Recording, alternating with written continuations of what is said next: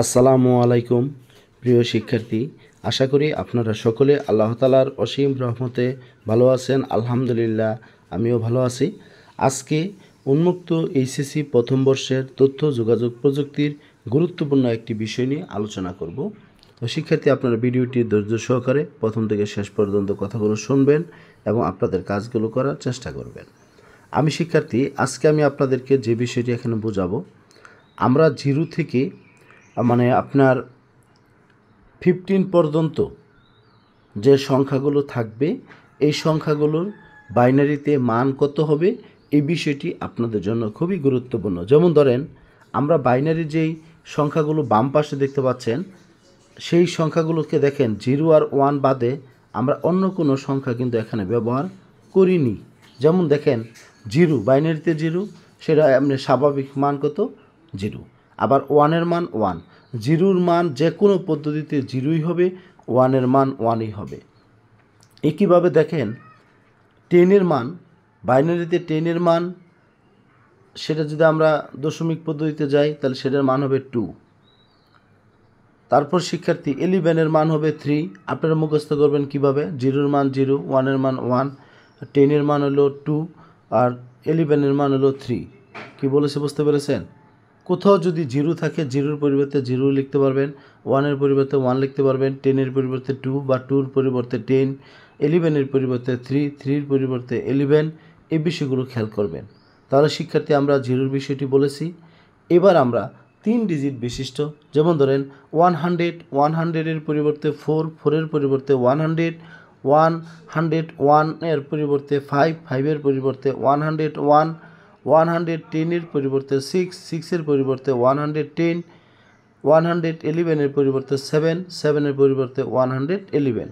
আবার শিক্ষার্থী দেখেন, আমি যে কথা বলেছি, কোথাও যদি 0 থাকে তার পরিবর্তে 0 বসাতে পারবো, 1-এর পরিবর্তে 1, 2-র পরিবর্তে 10 বা 10-এর পরিবর্তে 2, 11-এর পরিবর্তে 3, 3-এর পরিবর্তে 11, 100-এর পরিবর্তে 4, 4-এর পরিবর্তে 100, 101-এর পরিবর্তে 5, 5-এর পরিবর্তে 101, 110-এর পরিবর্তে 6, 6-এর পরিবর্তে 110, এইভাবে মানগুলো আমরা বসাতে পারবো। এবার শিক্ষার্থী, আমরা 4 ডিজিট বিশিষ্ট যে মানগুলোর কথা বলবো, সবাই একটু খেয়াল করবেন। যেমন দেখেন 1000-এর পরিবর্তে 8, 8-এর পরিবর্তে 1000, বাংলা বলি তাহলে আপনাদের জন্য একটু ফ্লেক্সিবল হবে।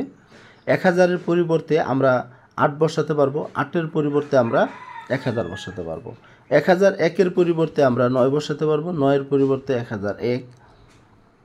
আপনি গুনবেন, গোনাটা শিখবেন কিভাবে, যে 1000, 1001, 1010, 1011, এইভাবে।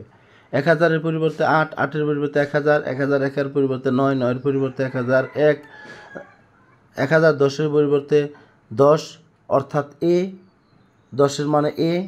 আবার এর পরিবর্তে 1010, 1011-এর পরিবর্তে 11, অর্থাৎ বি। কি বলছে বুঝতে পেরেছেন? কোথাও 8 থাকলে আপনি লিখতে পারবেন 1000, 9 থাকলে 1001, তারপরে 10, অর্থাৎ এ থাকলে লিখতে পারবেন 1010 আর বি থাকলে লিখতে পারবেন 1011। একইভাবে দেখেন আবার 1100, এর পরিবর্তে 12, 12 মানে সি, সির পরিবর্তে 1100, 1100, 1101, 1110, 1111। আপনারা গোনাটা যদি খেয়াল করতে পারেন তাহলে শিক্ষার্থী আপনারা মানগুলো বসাতে পারবেন। 1000, 1001, 1010, 1011, 1100, 1101, 1110, 1111, অর্থাৎ আমরা 8, 9, 10, 11, 12, 13, 14, 15, অর্থাৎ 10-এর পরিবর্তে এ, 11-এর পরিবর্তে বি আর 12-এর পরিবর্তে সি, 13-এর পরিবর্তে ডি, এই মানগুলো আমি শিক্ষার্থী পাশে একটা নমুনা হিসাবে দেখিয়েছি আপনাদের। দেখেন 2-এর পরিবর্তে আমি 10 বসিয়েছি। আমি আপনাদের বলেছিলাম যে দেখেন আমরা 2-এর পরিবর্তে 10 বসাতে পারবো। আর ডির পরিবর্তে দেখেন, ডির পরিবর্তে 1101, দেখেন এই যে ডির পরিবর্তে 1101, আর 6-এর পরিবর্তে 106, আর এর পরিবর্তে 1010। আশা করি এই ভিডিওটিতে আপনারা কিছু বুঝতে পেরেছেন। যারা আইসিটি শিখতে চান আপনারা অবশ্যই ধৈর্য সহকারে এই মানটি মুখস্থ করবেন, তাহলে আপনারা পরবর্তী ক্লাসে আপনাদের পড়াগুলো সুন্দরভাবে বুঝতে পারবেন। ধন্যবাদ সবাইকে। আসসালামু আলাইকুম।